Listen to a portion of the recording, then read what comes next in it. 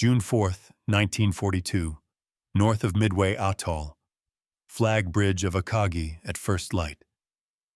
Mitsuo Fuchida stood with his field glasses against the wind and the salt spray, and he felt the ship vibrate under his feet as aircraft warmed on deck. He had not flown that morning because of illness, and the work of the air staff had passed to others, but he remained the senior air operations voice within earshot of the admiral and the chief of staff. He saw the faint line of cloud to the west and the pale water that looked like hammered metal. He heard the clipped calls at the plotting table and the scratch of grease pencil across a board that already held many tracks.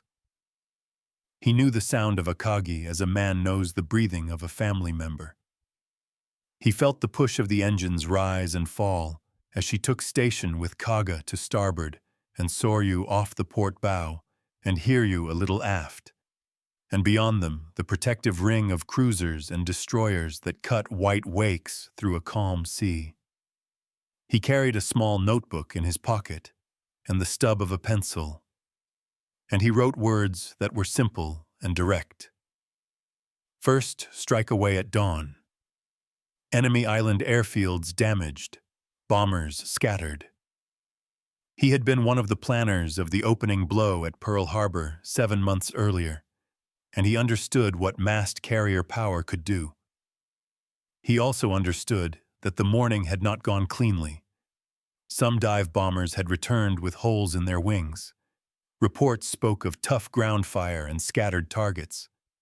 Fuel and ordnance crews were already turning the decks for a second strike against the island. He could smell gasoline and cordite, and underneath it, the old smells of paint and oil and hot steel. He watched the men who moved with practiced speed, the colored flags on their backs showing their jobs, the hand signals, the careful dance around spinning propellers. He heard an officer say that the weather over Midway had cleared more than expected, that the enemy defenses were alert.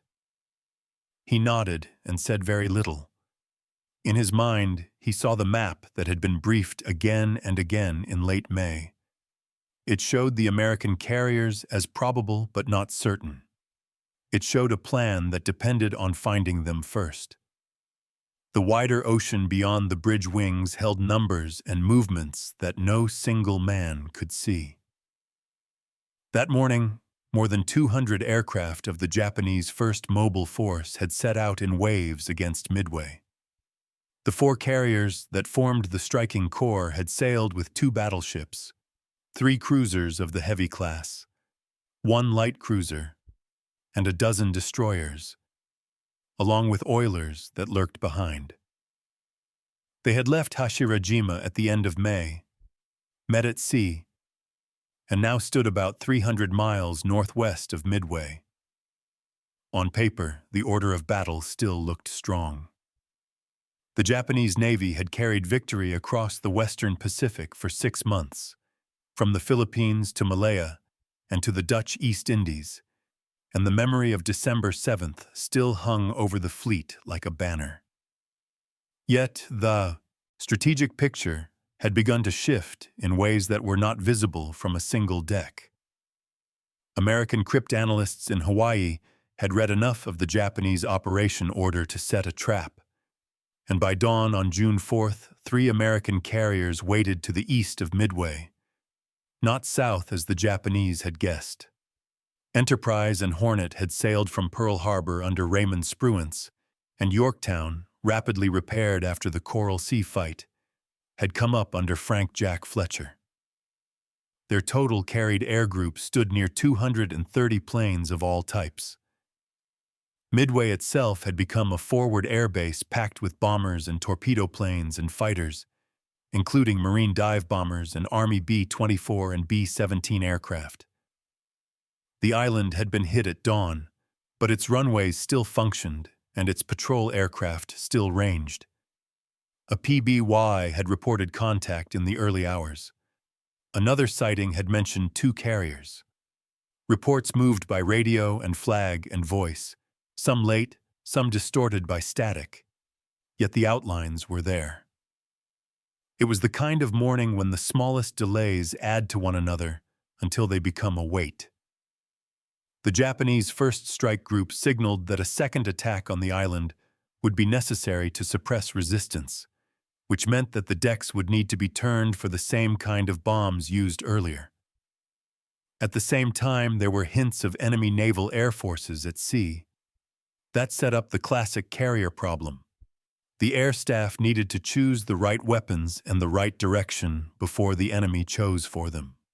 Fuchida felt the tension rise as the clock moved past 7 and into the next hour. He heard report after report from the picket destroyers and from the cruisers on the screen. He watched the Chief of Staff, Rear Admiral Ryunosuke Kusaka, confer with Vice Admiral Chuichi Nagumo.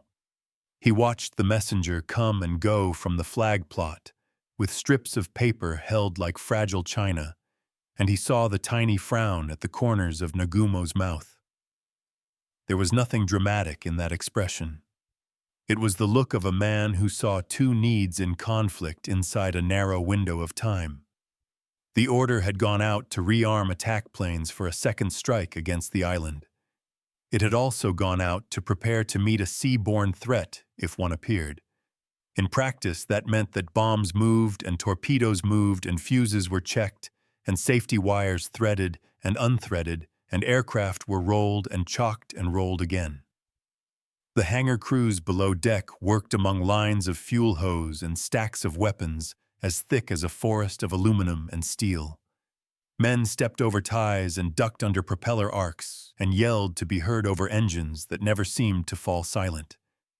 The ship's log would later record routine notes about course and speed and plane movements.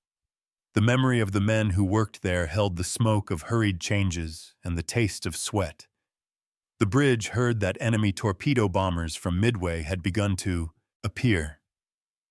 They came in small groups, low over the water, brave and outmatched. Japanese combat air patrols rose to meet them. The fighters knifed in, and tracers leaped, and white wakes streaked across the sea where torpedoes fell short or ran wide. On Akagi, the guns shook the plates as gunners tried to catch the fast-moving shapes that crossed and recrossed the sky. Some of the attacking planes fell in flames. Some splashed and left only oil. Those that reached the ships found a wall of fire and calm conning officers who twisted the wheels and brought their ships around with engines straining. The escorting destroyers threw up fountains of spray as they tried to place themselves between incoming tracks and the carriers that were the heart of everything. From the bridge, Fuchida could see a torpedo plane pass close enough that he could make out the roundels on the wings and the open cockpits. He saw the pilot's scarf whip, and then the plane banked hard, took a hit, and cartwheeled into the water. He wrote a short line in his notebook. Enemy brave. Attack uncoordinated. He could not know that the losses over the water near the carriers were only the first of many that morning, or that the pattern would repeat when American carrier torpedo squadrons arrived. He felt a growing unease that had nothing to do with pity for the men in those cockpits, and everything to do with time and distance and the weight of choice. He breathed in the warm air that smelled of fuel and sea, and he closed his notebook and slipped it back into his pocket when a staff officer touched his sleeve. The man spoke quietly about a new contact report. The words were simple. Enemy carriers to the east. The larger story that sat behind that quiet sentence was made of numbers and minutes. American search planes from Midway had first reported the Japanese carriers at about 6:20.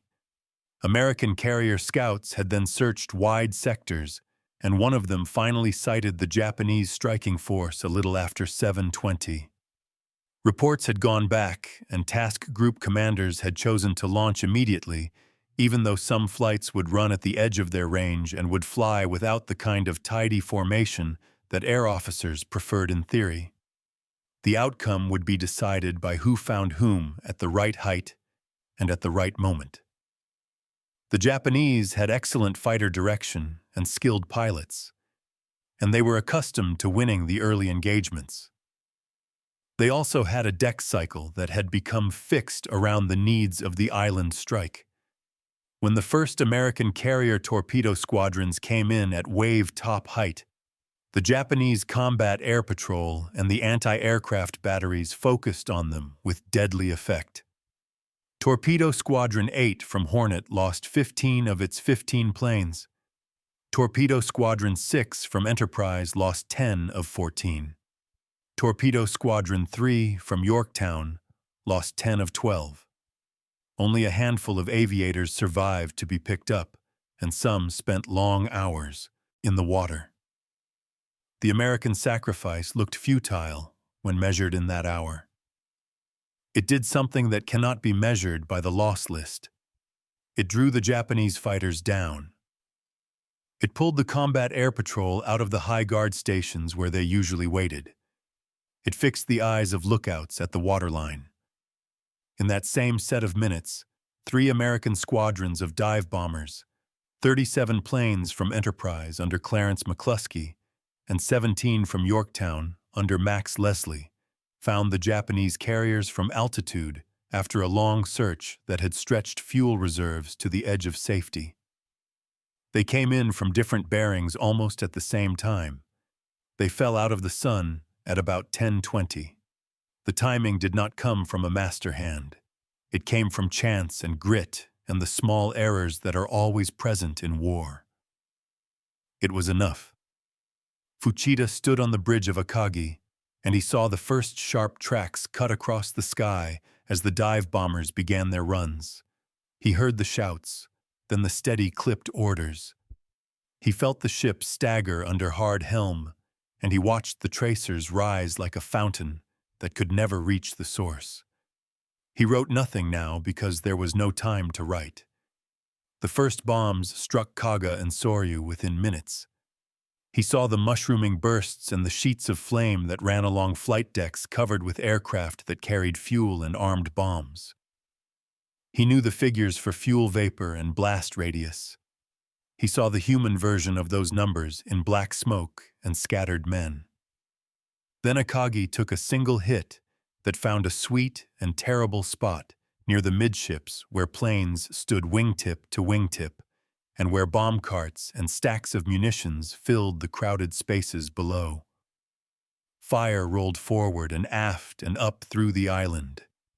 It took control rooms and made them red. It pushed men into corners and sent others running across decks that shimmered with heat.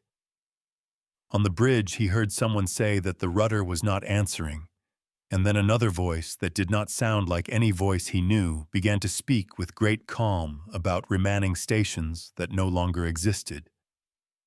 The clock showed 10:30. Fuchida looked down, and he understood the meaning of one afternoon even before the day had reached its middle.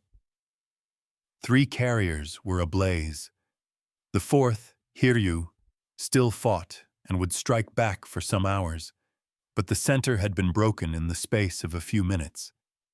He had written plans for surprise and mass and the concentration of force, and now he saw surprise turned against them and the mass of American dive bombers falling like so many stones that split the surface and drove through steel.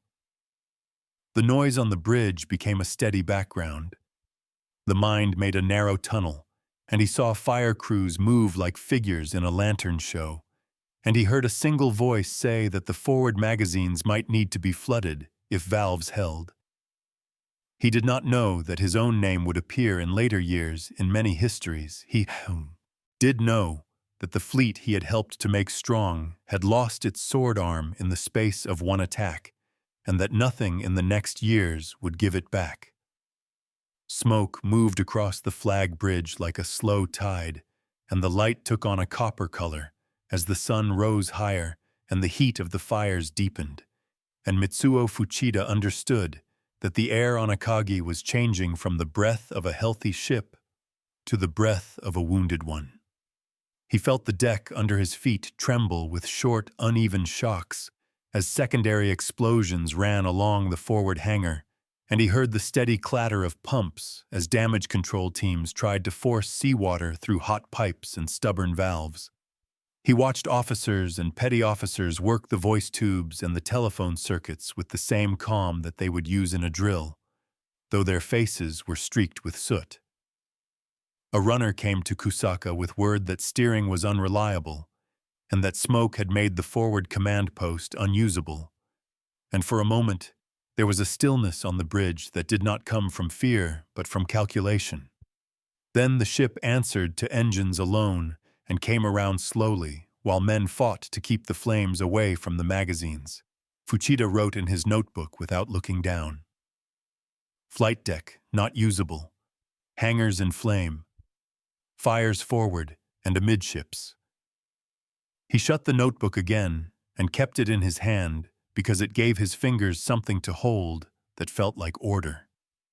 He thought of the long months of training at Kagoshima Bay and the careful routines taught to crews who could fuel and arm and launch a strike group in minutes and recover it again with the speed of a machine.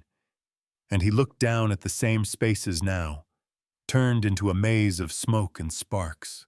A young seaman came out of the heat with a coil of hose across his back and stumbled and fell to one knee, then got up and went on. And the sight left him with an ache that he would remember as clearly as any chart. A signal came from the flagship to the other carriers with the simplest of messages, to fight on and to strike the enemy that had revealed itself, and below that line the practical work began on Hiryu, the one carrier that still had a clear deck and aircraft that could fly. On Akagi, he could hear fragments from the talkers as they passed updates from the screen and from the scouts that still ranged. There was mention of enemy carriers at a bearing that matched the reports that had come just before the bombs fell. He had taught younger officers that sea fights turn on minutes, and now he felt those minutes run past, like sand falling from an open hand. Beyond the smoke that curled from the shattered decks of 3 carriers, Hiryu turned into the wind and sent her first counterpunch, a group of dive bombers and fighters under Lieutenant Joichi Tomonaga, a man who had flown far and who had already made his name as a steady leader. The time was early afternoon, a little after noon by ship clocks, and the planes climbed and shaped their course toward a contact that the scouts called a single carrier with escorts.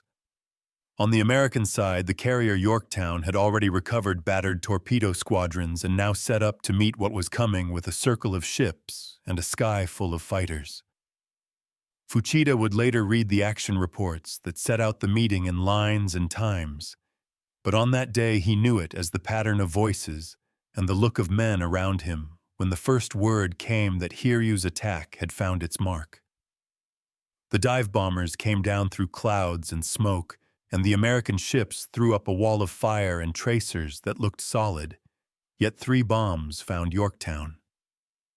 They struck near the island and forward of it, and the shock ran across steel and into machinery and into men. Flames climbed, and then the hoses and pumps on the American ship answered, and within minutes the damage control teams brought the fires to heal and engineers brought back power. The carrier kept to wind and recovered aircraft again. That line of the story would not be known to the men on Akagi for hours. What they knew was a simpler truth. Hiryu had hurt an enemy carrier, and the word that came back in clipped reports said that the fight was not finished. Tomonaga and some of his men did not return. He had sent a last message about damage and fuel and a duty to press home the attack. It was the kind of line that the service had heard again and again since the first day of the war, and on that afternoon it carried a weight that went beyond form. The second strike from Hiryu formed and climbed and came on at about 3:30 in the afternoon. This time it was torpedo planes with fighter escort, and they found Yorktown again, now more ready in the air and with more fighters vectoring to intercept. The attack unfolded in that old carrier way that is both simple and complex. Simple because it is 2 moving circles that try to break one another. Complex because inside those circles are lives and machines and choices that take place in seconds. 2 torpedoes struck Yorktown, and she listed to port, and lost way, and lay with steam rolling from her, and boats moving to take off wounded. From Akagi, the damage reports took the form of short signals that came across the net to the remaining ships. Each short signal felt like a breath taken in a chest that had already been struck. They were not elegant words.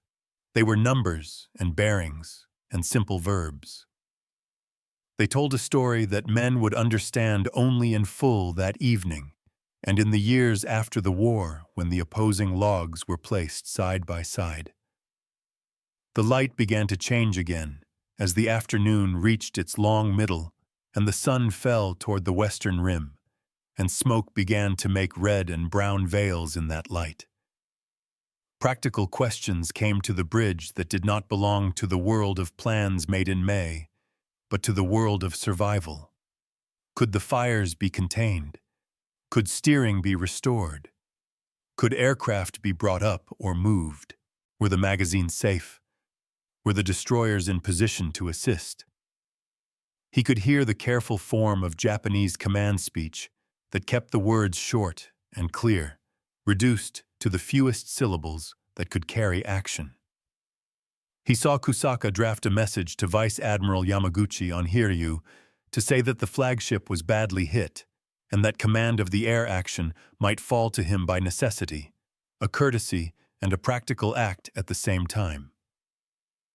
At about 5 in the afternoon, the last American dive bombers came over Hiryu, found her after their long search, and brought the same sudden weight that had fallen on the others. Bombs struck the deck and opened it like a door, and fire ran along the length of the ship and down into the places where aircraft waited with fuel and oxygen. Yamaguchi stayed on his bridge with Captain Tomeo Kaku and spoke of fighting on.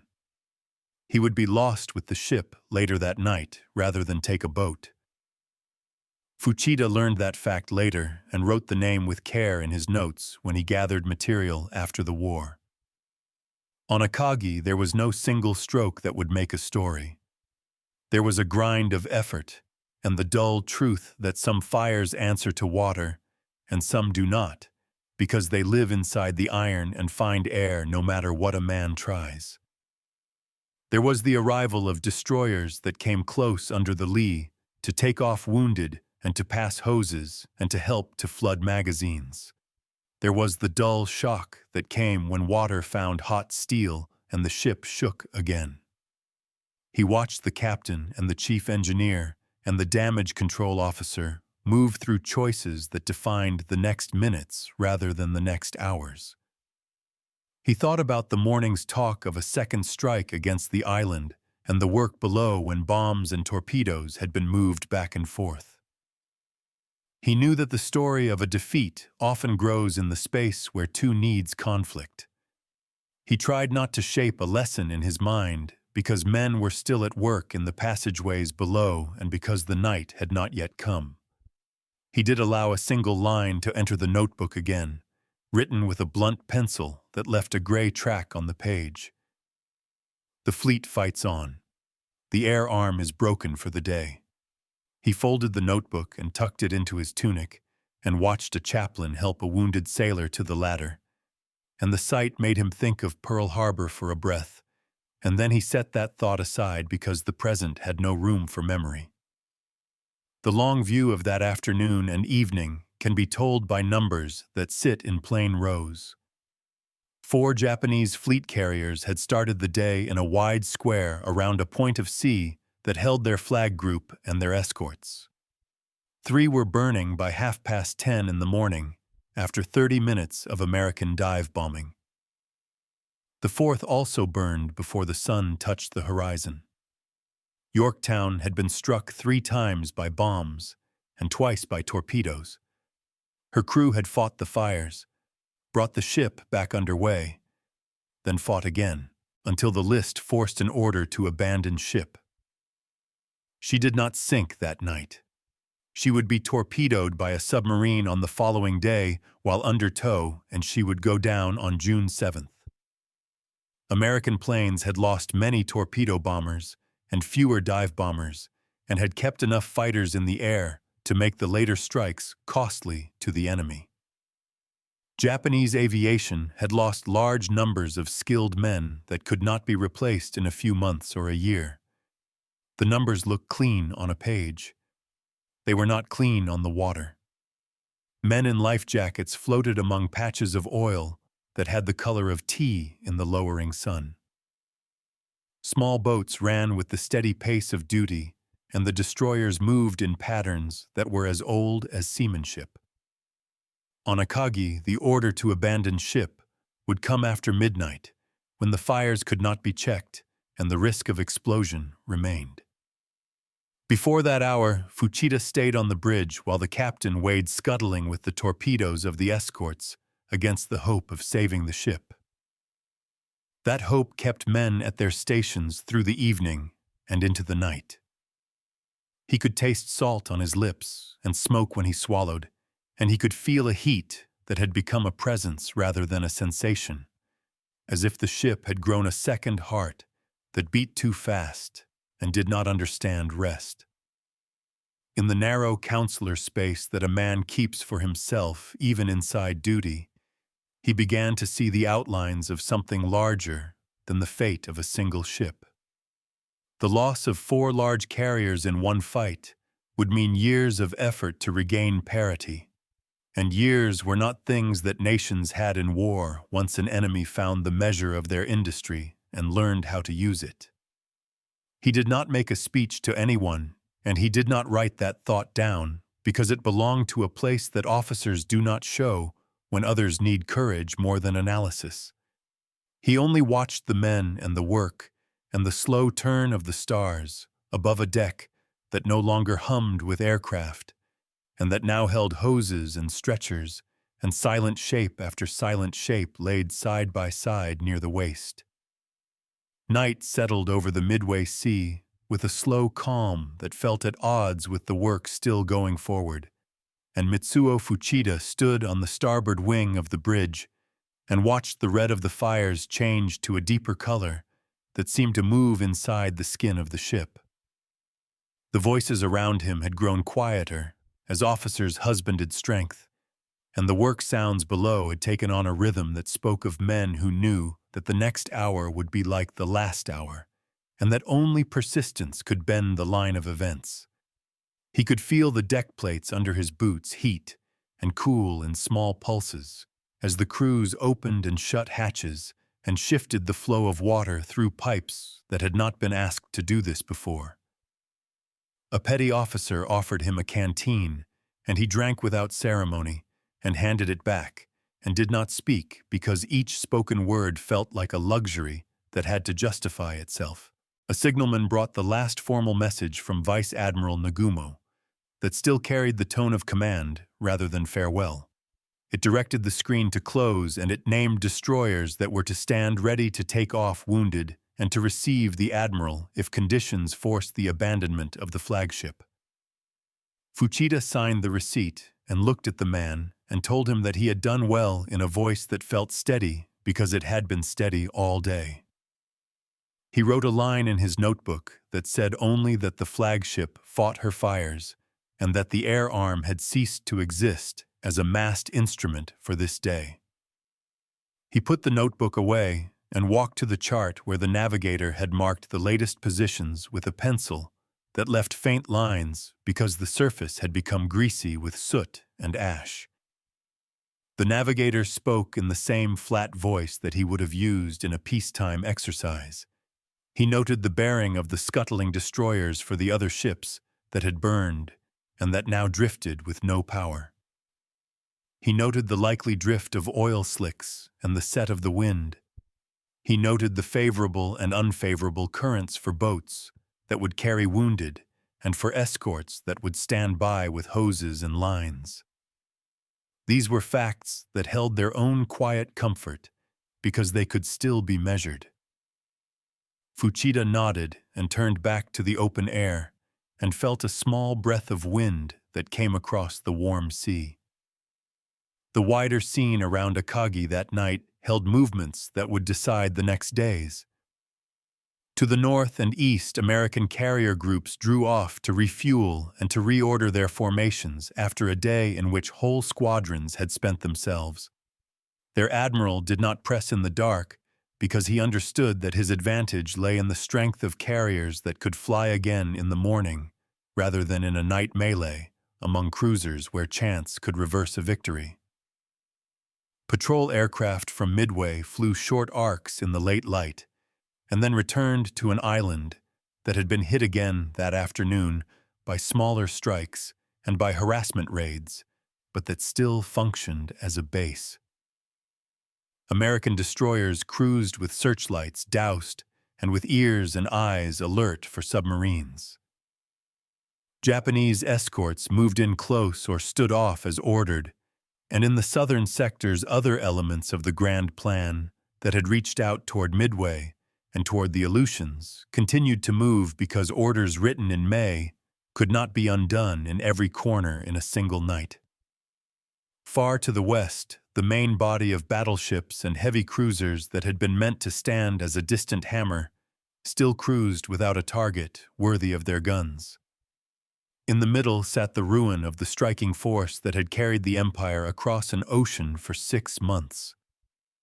Fires that had begun with single hits from small objects, dropped by men in canvas seats, now ate through plates and stiffeners and trusses, and turned the interiors of proud ships into mazes of collapsed metal. Torpedoes from escorting destroyers had already claimed 2 ships by the early hours, bringing sudden quiet where there had been the crackle of flame. A third waited for the same end. These were not dramatic moments when told as numbers on a page.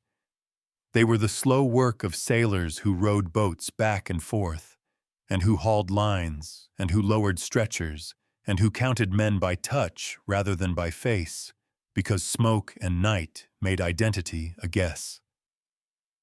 They were the calm voice of a destroyer captain, who eased his ship in close, and who spoke from his bridge to the signal gang on the carrier, with words that had the sound of habit more than of grief. On Akagi, the captain weighed the state of the ship again and again, and found that valves stuck, and that insulation burned, and that no new path to safety would open. Shortly after midnight, he made the recommendation that had lingered all evening as a shadow in every mind. The ship would be abandoned.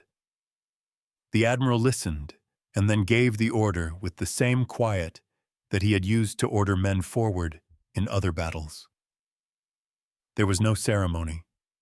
Boats were lowered, lines were rigged, wounded were passed hand to hand along routes that had always been meant for other traffic. The sea that had been filled all day with aircraft now held small craft that moved under oars and under small engines. Fuchida crossed the deck for the last time and stepped into a boat that was already crowded, and he felt the ship fall away under his boots as the boat dropped to the water and the coxswain pushed off.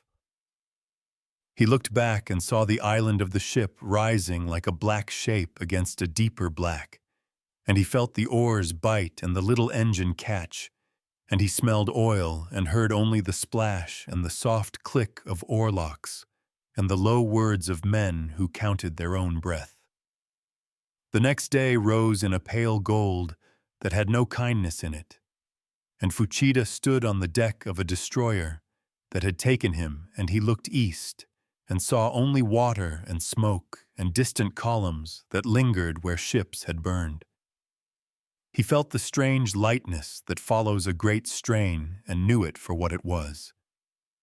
Men spoke in low tones, and officers moved with a hush that came not from fear now, but from the need to set things in order. The admiral had transferred his flag to a cruiser. Orders went out to screen and to search and to save who could be saved. War still moved on the edges of that scene because submarines had already found the waters around the battlefield, drawn by radio traffic, and by the clear signs of a carrier fight. An American boat would find Yorktown as she lay under tow and finish her on June 6th with torpedoes that also struck a destroyer and sent her down. Japanese boats would hunt the scene and would themselves be hunted. Farther off, two Japanese heavy cruisers that had collided in a night turned south of the main action, Mogami and Mikuma, tried to limp home, and American search aircraft from Midway and from the surviving carriers found them on June 6th and attacked. Bombs struck Mikuma and set off fires that ran along fuel lines and among stowed torpedoes, and she blew apart in sections, while Mogami suffered heavy damage but survived to flee. Hundreds of men went into the water, and American aircraft took photographs that would appear in newspapers that summer to show smoking wrecks and a long smear of oil on the sea. On the Japanese side, air search continued through the day with few results because so many aircraft had been lost, and because the crews that remained had been stretched thin by weeks of operations. On the American side, Midway received damage reports and casualty counts and messages of congratulation that were brief because the men who sent them understood that the war had not been won in one fight. Fuchida listened as officers read the signals that reached their ship. He heard the simple lines that reported the loss of Hiryu with Admiral Yamaguchi on her bridge. He heard the spare words that named ships that had not answered to their names. He heard the missings and the laters and the unconfirmed that every fleet has in the days after a major fight. He thought of the morning when the air groups had launched an attack on the island, and of the neat rows of aircraft on deck, and of the young men who had laughed while eating rice and fish, and had adjusted their goggles and had gone forward. He opened his notebook and wrote only a short line that would later help him set his memory. Carrier force struck at the heart. The day after held only fragments. He closed the notebook and put it away, and watched the crew of the destroyer go about the work that belongs to every ship every day. The cleaning of decks, and the counting of stores, and the tending of engines, and the inspection of lines. And the sight calmed him because it spoke of the long habit of the service. The strategic weight of that afternoon and the 2 days that followed can be measured in a set of truths that fit into clear sentences. The Empire had begun the year with 6 large carriers that carried trained air groups and that could work together as a single weapon. After Coral Sea, the count of available decks had slipped, but the mass remained. After Midway, 4 of those large decks lay under the sea. The men who had trained for years to fly and to lead squadrons had been lost at a rate that no training pipeline could repair in a season. The enemy had shown that it could read intentions and set traps and bring together units from different commands in time to meet a thrust. The enemy had shown that a ship badly damaged could still be saved by crews who had drilled in damage control and who had been trained to flood with speed and to vent with speed and to cut fires at their roots. The enemy had shown an ability to fight through losses and to deliver blows that mattered at the right time of day. None of these facts required speeches. They stood in the early morning sun on June 5th and June 6th, and the look on the faces of men who had watched carriers burn. They stood in the simple mathematics of aircraft inventories and pilot rosters. They stood in the unfolding of the next weeks, when the Empire could not press as hard as the plans had said, and when the enemy began to move in places where it had been forced to yield for months.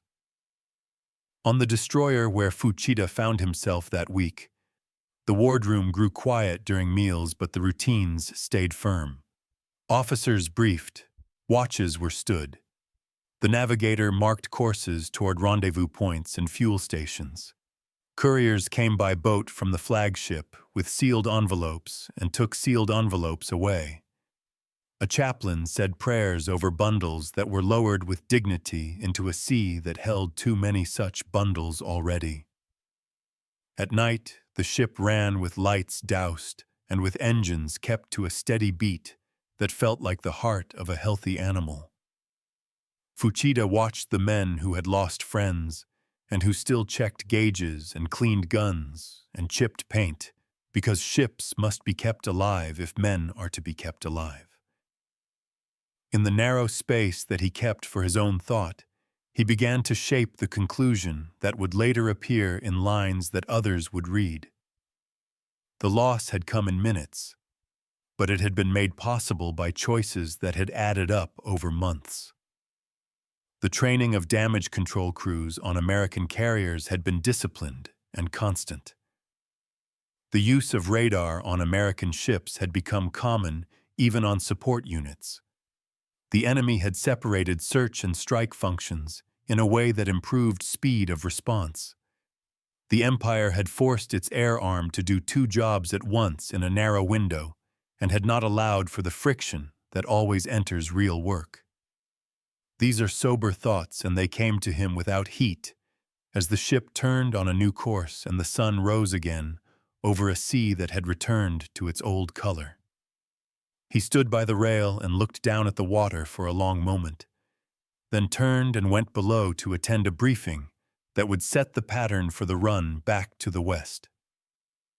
The destroyer made its way west through seas that had calmed in the wake of the storm of battle, and Mitsuo Fuchida leaned against the rail and watched the water break in smooth lines along the hull.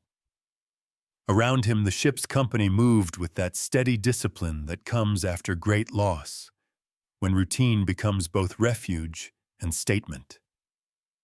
The captain gave his orders in quiet tones, and the gunners cleaned their barrels, and the signalmen maintained the watch. In the wardroom, the charts of the operation lay rolled and tied, their bright tracks now meaningless. Fuchida saw on the faces of the officers that none yet spoke of defeat in open words. The service had taught them another vocabulary, one built from patience, endurance, and the presumption that the next fight would give back what had been taken. Still, beneath the surface formality ran a current of thought that no one could deny. They had left home waters as the strongest striking force in the history of the Empire. They returned with their most valuable ships gone, their best pilots drowned or burned or missing, and the initiative of the war slipping through their hands. The wireless traffic that filled the air told its own story. Reports of American submarines off the return route. Messages from advance forces in the Aleutians still carrying out diversionary raids that now had no strategic purpose. Dispatches from the combined fleet headquarters that promised reorganization and revenge, but that carried in their phrasing the forced optimism of paper strategy. Fuchida listened, and he thought not as a planner now, but as a witness.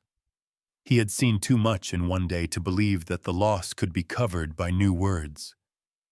In the days that followed, the reality of Midway began to settle into shape within the high command, and each report that reached the flagship of Admiral Isoroku Yamamoto cut another thread from the fabric of illusion. Yamamoto himself remained calm, his staff later recalled, but the air around him grew heavier. He had built the Kido Butai, the carrier strike force, as the sharpest weapon of Japan's new navy, and now its blade had been broken. From the forward cruiser where his flag flew, orders went out to rescue who could still have rescued, to destroy what could not be saved, and then to withdraw. The retreat was not a rout, but it had the silence of one. The big ships steamed on ordered bearings with lights masked, and the crews spoke in half-whispers. The sea that had once echoed with engines and radio chatter now carried only the low thrum of convoy rhythm. On June 7th, the last of the burning hulks were sent down by torpedo. The flames died, and the oil slicks widened. Sailors looked out across that sea and saw what a modern battle left behind. No wreckage of masts or spars, only a few dark stains, some floating planks, a torn life jacket, a shoe. It was an ending that looked clean from the air, but that smelled of oil and death up close. Fuchida spent long hours by himself on deck at night, the notebook on his knee, trying to put down facts before memory softened them. He wrote the number of aircraft lost, the number of carriers gone, the number of aviators missing. He drew rough lines to show where each ship had stood at dawn on June 4th and where it had burned by noon. He did not yet try to explain. The habit of analysis would come later. At that moment, he wanted only to record so that nothing could be argued away when the reports were read by men who had not seen the water turn black with their own eyes. When the battered remnants of the fleet reached Hashirajima anchorage, the scene that met them was one that officers would later describe in tones of disbelief. The harbor that had once rung with the sound of victory parades stood quiet. The heavy ships that remained looked whole but tired, their paint scorched by sun and salt. Bands did not play. Shore parties waited, with stretchers and with questions that had no easy answers. Newspapers were told only that a severe action had taken place near Midway and that enemy losses had been heavy. The word defeat did not appear. The emperor's advisors prepared a statement of condolence for the families of those lost, to be released when the public mood could bear it. Fuchida was ordered to report to headquarters at Kure, to give an account of the battle and to assist in the preparation of an after-action review. He went by train through towns where the people still waved flags, unaware of how the war had changed in a single day. He carried with him the small notebook that had not left his pocket since that morning on Akagi.